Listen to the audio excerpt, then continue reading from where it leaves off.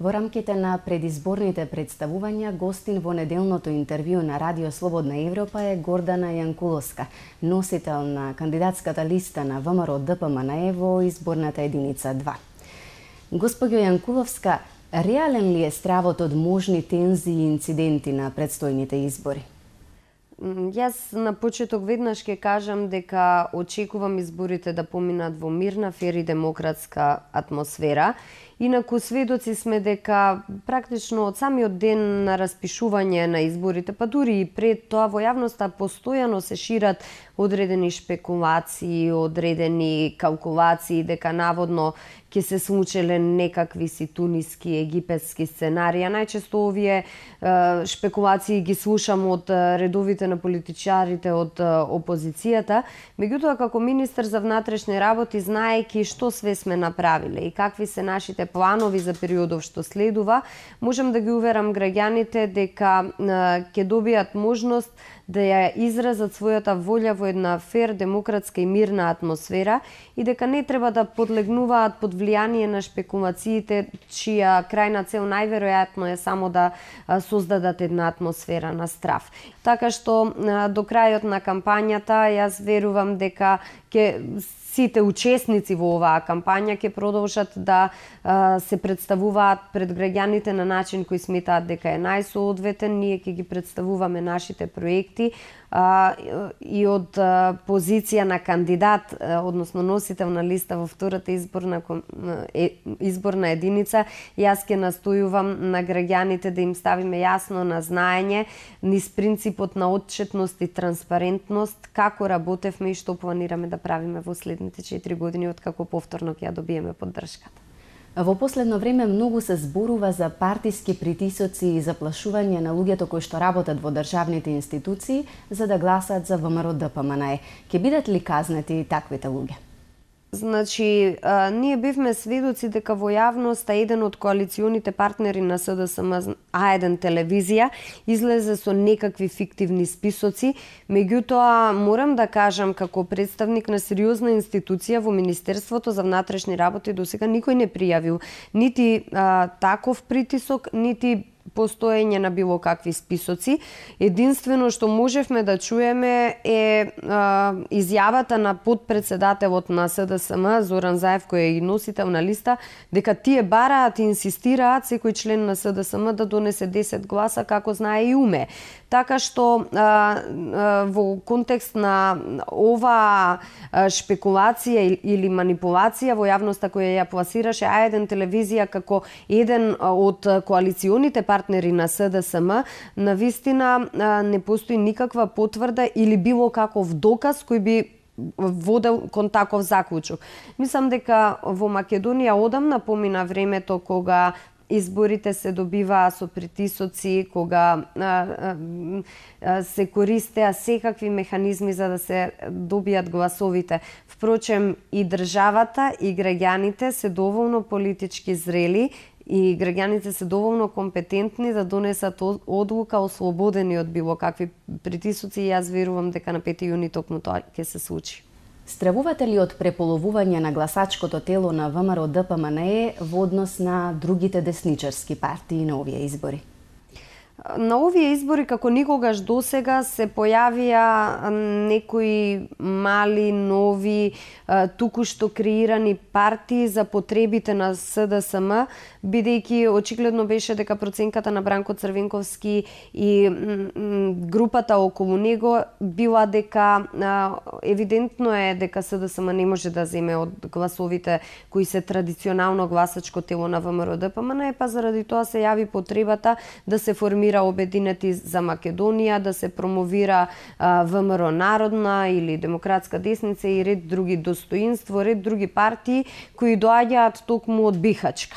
На крајот на краиштата ВМРО ДПМНЕ има пред се дисциплинирано членство, но и стабилно гласачко тело за кое веруваме дека врз основа на програмата која ја нудиме повторно ќе ни ја даде довербата и тоа ќе ни ја даде масовно за да имаме убедливо мнозинство во собранието, што ќе значи голема потпора за владата и за сите проекти содржани во манифестот за реформи и развој. Останува ли Демократската унија за интеграција сигурен коалиционен партнер на ВМРО ДПМНЕ?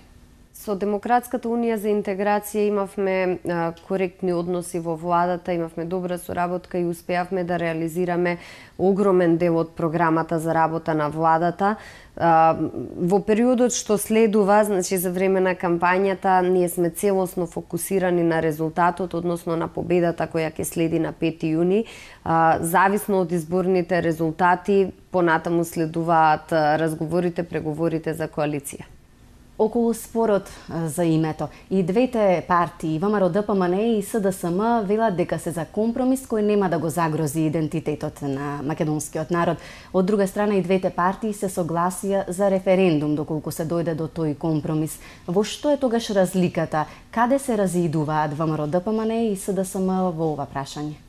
Навистина не знам што се случи во Социјалдемократскиот сојуз за диаметрално да го сменат ставот, но добро е што прифатија добра идеја и не е прв пат да прифатат идеја, односно идеја што и припаѓа на ВМРО ДПМН да ја представуваат како своја, но овој пат се работи за нешто што е во интерес на Македонија, така што еволуцијата од свиткување на кичмата до референдум за името, морам да признам, овој пат е во позитивна насока, иако доаѓа од Социјалдемократскиот сојуз, иако тоа е копија на наша програмска определба и на нешто што ние им го понудивме на граѓаните уште во 2006 година. Дали е за вас прифатливо име со географска одредница? За нас е прифатливо решение за кое низ процесот кој се води во Обединетите нации двете страни ќе се договорат, а тоа решение ќе биде потврдено на референдум. Се работи за едно исклучително сериозно прашање што се однесува на националниот идентитет и во таа смисла мислам дека треба да се воздржиме од било какви шпекулации или калкулации, но ние како партија ќе обстоиме на она што сме го кажале и во програмата во 2006 и во програмата во 2008 и го кажуваме во манифестот за реформи и развој оваа година на овие избори. Госпожо Јанкуловска, на што го темелите оптимизмот дека ќе победите на овие избори? Оптимизмот, односно вербата дека граѓаните повторно ќе ни ја дадат довербата онака како што ни ја дадоа во 2006 и 2008, пред се го темелам на реакциите на граѓаните со кои секојдневно се соочувам. Кога ќе ги видите задоволните лица на земјоделците на кои им се исплатени субвенциите, кога ќе видите насмевка на лицето на возрастните граѓани кои имаат покачени пензии и подобрени услови во здравството, кога младите луѓе ќе се одлучат за спорт наместо за насилство и друга, тогаш знаете дека сте на вистинскиот пат, дека Македонија оди во добра насока и покрај сите критики и обструкции на кои наидовме од страна на опозицијата во изминативе 4,5 години. Убедена сум дека на 5 јуни ќе славиме една голема победа која ќе значи не само победа на ВМРО ДПМН и поддршка за манифестот за реформи и развој, туку и победа на европска Македонија наспроти транзицијска Македонија. Ова беа позитивните резултати, но што е со големата сиромаштија? Еве, например, му беа ли на Скопје потребни толку многу споменици ако се има предвид дека во земјава има над 30% невработеност?